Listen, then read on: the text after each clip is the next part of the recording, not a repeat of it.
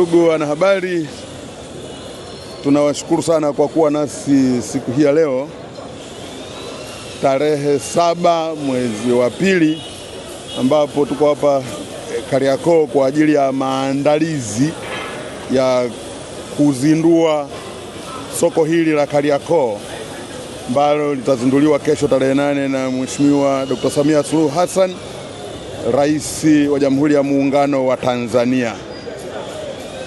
Kazi ambayo imefanyika hapa ni ukarabati wa jengo hili la zamani la Kariakoo, lakini pia tumejenga jengo jipya lenye floor 6. Kwa hiyo ni kazi ambayo imefanyika kwa jumla ya shilingi bilioni 28. Ni kazi nzuri tumeiona, lakini kazi ya maandalizi pia kwa ajili ya siku ya kesho inaendelea. Na hapa kwa kweli, baada ya kutembelea maeneo yote ambayo tunatarajia kwamba Mheshimiwa Rais atapita, nimeridhishwa na maandalizi haya.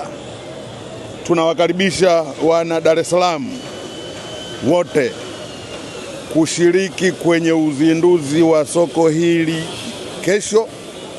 Kwa wale ambao hawatafika hapa, tutakuwa live kwenye vyombo vya habari vyote ambavyo vipo Dar es Salaam.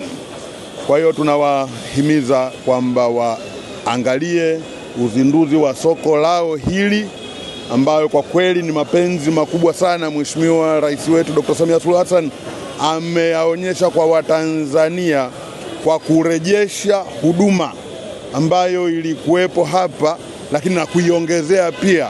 Kama nilivyosema, soko la zamani limekarabatiwa, limerudi kama lilivyokuwa zamani, na vitu vingine vipya ambavyo vimeongezeka humo, lakini pia tumeweza kujenga jengo lingine lenye floor 6.